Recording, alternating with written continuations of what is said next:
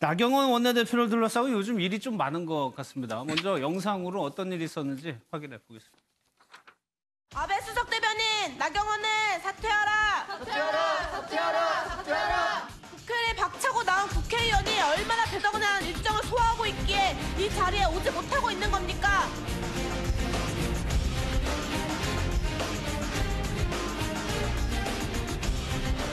우리 의원님들이 도대체 그 연설문을 우리가 들을 수가 없다. 그래서 우리의 사실 항의의 표시로 퇴장했습니다. 국회의원 도망가고 그냥 도망가는 나경원 그냥 국회의원이 사퇴하십시오. 사퇴하십시오. 사퇴하십시오. 자유한국당 해체하라. 해체하라. 그 나경원 의원에 대해서 면담 요청을 하러 갔으나 돌아온 것은 연예계였습니다. 연행자를 당장 kop방하라! 여러분의 이러한 뒤닫는 자세, 여러분들의 이러한 오만과 독선이 대한민국을 무너뜨리고 있는 것입니다.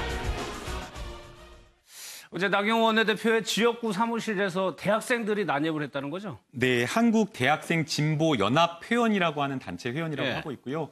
대학생 6명이 이제 오후 2시에 이 나경원 의원 동작구에 있는 사무실을 찾아가서 이 면담을 요구를 했다라고 하고 있고요. 이 주장한 내용은 두 가지입니다. 이 반민 특위에 대해서 나경원 의원이 국론 분열을 시켰다라는 그 발언에 대해서 사과를 해달라라는 것이었고요. 그다음에 이제 남북과 관련된 여러 가지 평화 화해 협력 모두가 진행되고 있는 그런 상황에서 이 나경원 의원의 발언이나 이런 것들은 남북 간의 오히려 갈등과 대결을 부추기고 전쟁의 위협 이런 것들을 고조시키고 있기 때문에 여기 두 가지에 대해서 의견과 사과를 해달라라고 요청을 했고요. 안타깝게도 이제 이게 나경원 의원이 알다시피 사무실이 있는 것이 아니라 원내대표다 보니까 국회 본청에 있는 그런 상황이었기 때문에 당연히 이제 나경원 의원 면담 요청이 불가능한 그런 상황이었고요. 계속해서 기다리겠다라고 하면서 오후 6시 넘어서까지 계속 있었다라고 이렇게 이야기를 하고 있고 한 6시경 넘어서 사무실 직원이 퇴거를 좀 요청을 했던 것 같습니다. 그런데 이제 퇴거에 응하지 않고 있던 그런 상황이었고 그러자 이제 결국에는 경찰에 이제 신고가 되어가지고 6시 조금 넘어서 이제 경찰에 연행되었다라고 하고 있고요. 저희가 이제 마지막에 봤던 그 영상, 또다시 이제 집회하는 그 장면이 나왔는데 그것은 동작경찰서 앞에서 정당하게 우리 목소리를 내는데 왜 연행을 해가냐라고 하면서 석방을 하라라고 하면서 외치던 장면이었고요. 다행히 이제 이게 다친 사람도 없고 큰 범죄가 아니었기 때문에 이 경찰 조사를 마친 다음에 9시 40분쯤에 이제 전원 석방을 이렇게 했다라고 합니다. 최창호 교수님, 나경원 원내대표가 그 수석 대변인 그 발언 이후에 어떻게 보면 조금 타겟이 된 듯한 좀 느낌도 들거든요. 그렇죠. 지금 이제 진보 쪽 지금 학생들도 한국 대학생 진보연합 소속이거든요. 그러니까 진보나 조금 뭐라고 할까요? 저 사회 참여적인 측면에 그런 데서 보면 조금 약간 너무 좀 한 발 나간 것은 아닌가. 그래. 지금 전체적인 흐름이 약간 적폐, 친일적인 측면의 그 청산 쪽으로 지금 사회적인 분위기나 여당 쪽이 약간 가는 분위기 속에서 나경원 의원은 그와 반대적인 측면의 발언을 한 것처럼 그렇게 이제 해석을 하고 저렇게 면담을 요청하는데 화가 난 것은 그런 사회적 흐름, 또 나름대로 의사표현 할 수도 있는데 국회로 가면 지역구 사무실로 가라. 또 지역구로 가면 국회에 지금 있다. 하면서 이제 면담을 거절하고 자기들을 약간 이렇게 우롱은 아니지만 자기들의 요구를 핑퐁처럼 이렇게 하는 것에 대해 기분이 나빴던 거죠. 그러나 이제 전체적인 사회적 흐름 속에서 아베 수석 대변인 하면서 나경원 원내대표 쪽을 하는 것은 비슷한. 그러니까 나경원 의원이 김정은 수석 대변인으로 대통령을 표현한 것도 적절하지 않다라고 보는데 저런 것들도 글쎄 제가 보기에는 좀 거친 표현 같아요. 그러는 상황에서 나경원 원내대표 이제 국회에 있었는데 어제 정의당 비교섭 단체이기 때문에 대표 연설을 어제 했었어요. 그런데 얘기를 하는데 한국당 의원들이 3분 만에 퇴장을 했다. 그렇습니다. 는 거는 좀 아쉬운 부분이 있을 수 있을 것 같아요. 있죠. 아니 아까 우리가 싱크 들었잖아요. 나경원 원내대표가 왜 이렇게 귀를 닫고 있습니까? 들으세요. 본인이 연설하면서 그런 얘기를 하셨어요. 그러니까 듣기 싫은 소리라도 들어라. 그게 나경원 원내대표가 지난번 원내대표 연설에서 본인이 했던 말입니다. 지금 현재 정의당 원내대표 윤수아 원내대표가 얘기하는 내용 중에 이제 연동형 비례대표제 관련해서 실제 자유한국당이 제대로 협조를 안 해줘가지고 비례대표제가 지금 안 되고 있다 하는 부분에 대한 비판을 하면서 자유한국당을 비판하는 내용들이 그 연설문에 들어 있었어요. 아마 그 얘기를 듣다가 기분이 나빠서 자유한국당 의원들이 다 나가신 것 같아요. 네. 그러니까 윤수아 의원은 또 들어오시라 이러다가 이제 실랑이가 있었고 아까 나경원 원내대표 얘기했듯이 항의 차원에서 나갔다고 했는데 그러니까 본인이 연설할 때는 다 들으라고 또 국회의장도 그런 얘기를 했잖아요. 참고 들어라 소통해라 이런 얘기를 한 거 보면 쓴소리를 하더라도 같이 듣고 거기에 대해서 또 반론도 하고 뭐 이랬으면 더 좋을 뻔했는데 어쨌든 항의 차원에서 나가다 보니 본인이 연설할 때 했던 말과 본인의 행동이 좀 달라서 비판이 대상이 되는 그런 상황이 아닌가 하는 생각이 듭니다. 그러니까 항의의 표시로 그런 방식이 있을 수는 있을 것 같은데 이런 비교섭 단체지만은 대표 연설이었거든요. 이두하 변호사께서는 어떻게 보세요? 저희도 국회에서 이제 교섭단체 대표나 비교섭단체 대표 연설을 할 때 사실 퇴장한 적이 좀 꽤 있어요. 그 내용이 먼저 배포가 되죠. 네. 그래서 언론에도 잘 아시다시피 언론에도 배포가 되고 저희도 화면에 미리 띄워져 있어요. 네, 네. 그러니까 읽으려면 미리 읽을 수도 있고 하니까 거기에 대한 항의 표시로 이제 연설이 시작되기 전에 퇴장하지는 않고요.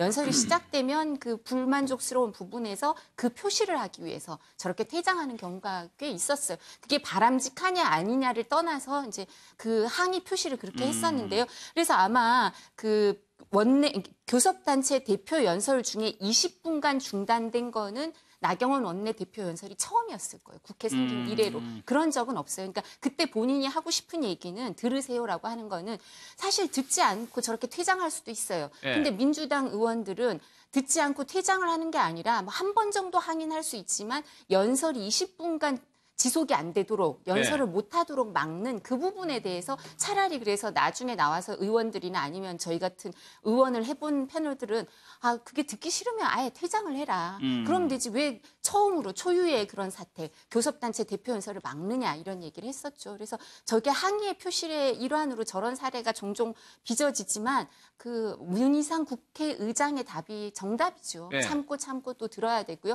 근데 또 아쉬운 게 정의당에서는 사실은 이 교섭단체 대표 연설이나 비교섭단체 대표 연설이 생긴 연원이라든가 실질적으로 해지는 관행을 보면 정부 여당에 대한 비판을 하기 위해서 저걸 해요.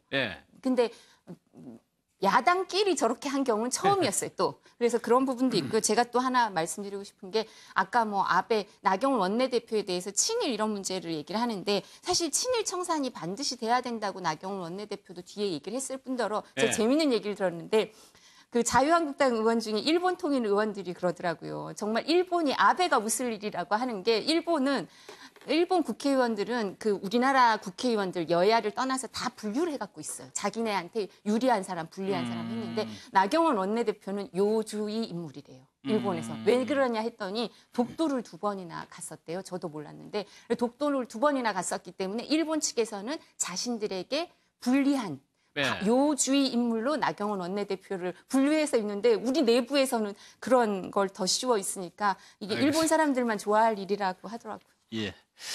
그런데 이런 와중에 김남국 변호사는 일본인이 공항에서 난동을 부린 사례가 있었는데 이 사람이 그냥 일반인이 아니고 꽤 고위 공무원이었단 말이에요. 네, 일본 이제 후생 노동성의 과장이다. 그러니까 우리로 치면 이제 관부급 거의 뭐 3급에서 4급 정도 되는 그런 공무원이었다라고 이야기를 하고 있고요.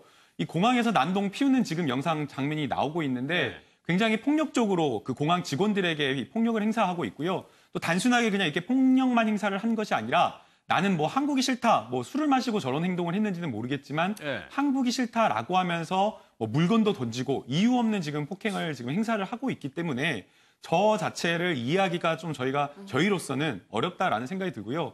뭐 사실은 뭐 정치적으로는 굉장히 조금 이게 갈등 관계에 있는 건 맞는 것 같습니다. 그러나 그것은 이제 정치적인 어떤 문제이고 민간이라든가 이런 것들은 전혀 문제 없이 사실 돌아가고 있었거든요.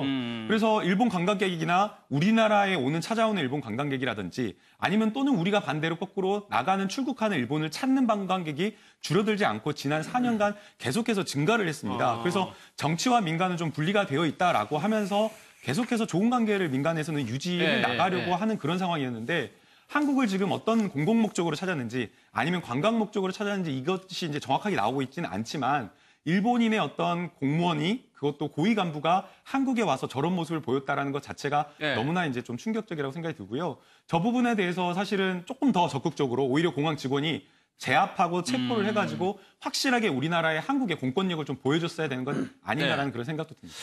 최 박사님, 이 사람이 술 취해서 한 얘기 들어보면 한국이 이상한 나라다. 그러니까 SNS에 그렇게 썼다는 거예요. 그리고 한국인이 싫다. 이거는 뭡니까? 술 취해가지고 본심, 혐한 이게 본심이 나온 거예요? 그러니까 싫은데 그 휴가를 또 한국으로 왔어요. 좀 따드러 가든지. 저런 행동으로 인해서 결국 반일 감정 내지는 지금 우리 뒤에서 다룰 뉴스로 뭐 있지만 이런 것들이 지금 요즘 분위기가 사실 한국과 일본이 그동안의 관계가 굉장히 개선됐었는데 저런 감정, 한국인이 싫다. 그래놓고서 이제 뭐 그 다음 날은 이제 말을 바꿔서 취하지 않았고 상대에 닿지 않았고 정치적 의도가 아닌 그냥 그 직원에 대한 그 화가 났었다. 근데 술이 굉장히 만취돼 있었고 저 사람은 그 우리로 치면 이제 행정고시 같은 걸 합격한 고위 간부인데 엘리트라고 할 수 있죠. 엘리트인데요. 근데 한국에 올 때 외국에 그 공무원들이 나가기 위해서는 신고를 하고 와야 되는데 신고도 안 하고 왔다는 거예요.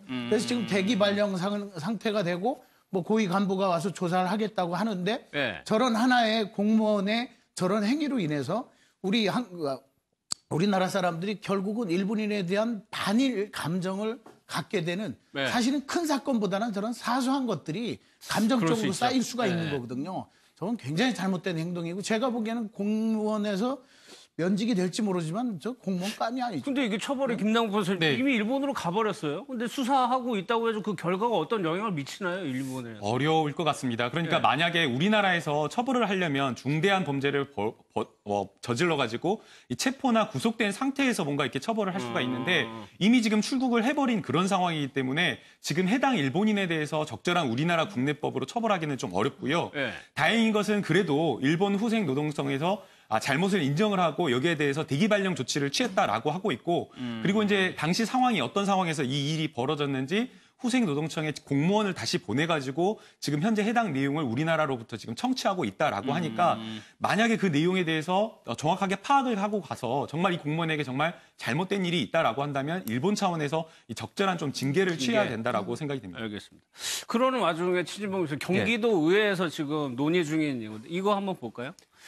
일본 기업에서 만드는 거에 대해 이런 거를 붙이자고 경기도 의회에서 좀 주장을 하고 있는 거예요. 전범 기업이 만든 제품이다 이거는. 그러니까 교육청 산하에 있는 학교들이나 이런 데서 제품을 이제 구매해서 쓰잖아요. 예컨대 복사기든 빔 프로젝트든 컴퓨터든 이런 것들 쓰게 되는데 지금 이제 국무총실 산하에 대일 항쟁기의 강제동원 피해 조사위원회라는 곳이 있어요. 여기서 전범 기업을 284개를 선정을 했습니다. 거기에 들어간 게 니콘, 그다음 파나소닉 이런 회사들이 들어가 있어요. 근데 이런 회사들을 만든 제품들이 지금 학교에 있어요. 실제로 납품이 돼서. 그럼 이제 제품에 저런 전범 기업이라는 스티커를 부착하는 의무화하는 조례안을 발의를 했는데 뭐 이게 통과될지는 두고 봐야 될 것 같아요.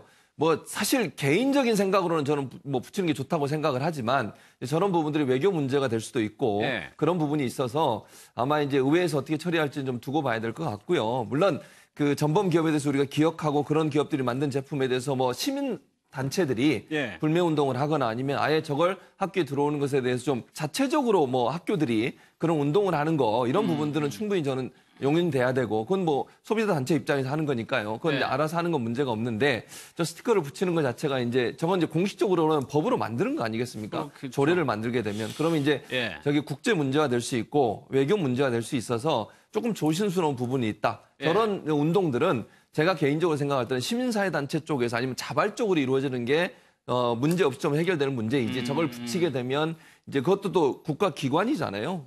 의회에서 조례로 만든다고 하면 이게 좀 국제 외교 문제가 될 수 있어서 조금 조심스러운 부분이 있다는 생각이 듭니다. 그러니까 경기도 교육감이 이재정 전 장관인데 반대 입장을 나타내는 게 아마 그런 이유들 때문일 거예요. 그러니까 이재정 교육감은 사실 통일부 장관도 하셨어요. 통일부 장관도 하고 16대 국회의원도 하신 분인데 이분이 반대를 해요. 수용 불가하다는 거예요. 오죽하면 이분이 반대를 하겠어요. 근데 우선은 사실 전범 기업을 국무총리실 산하에서 조사에서 발표는 했지만 조사위원회에서 법적인 의미가 명확하지 않아요. 그러니까 뭐 니콘이나 파나소닉 이런 게 그 당시 전범 기업에서 그 법인격이 그대로 이제 그 양도가 돼서 사실 여기다 책임을 물을 수 있는가 이런 문제가 법률적인 문제가 나오기 시작하면 그게 명확하지도 않거든요. 그러니까 위원회에서는 그렇게 얘기할 수 있지만 우리가 이걸 아까 말씀하신 것처럼 조례로 만들어서 의무화를 하면 법률로 넘어간다고. 네. 그랬을 때는 여기에서 이제 좀 취약한 논리가 나오게 될 수밖에 없고요. 그다음에 외교 문제가 생기겠죠. 우리도 제품을 사실 수출을 하잖아요. 네. 수출을 하는데 이런 식의 행동을 의무화를 해서 법률로 만든다면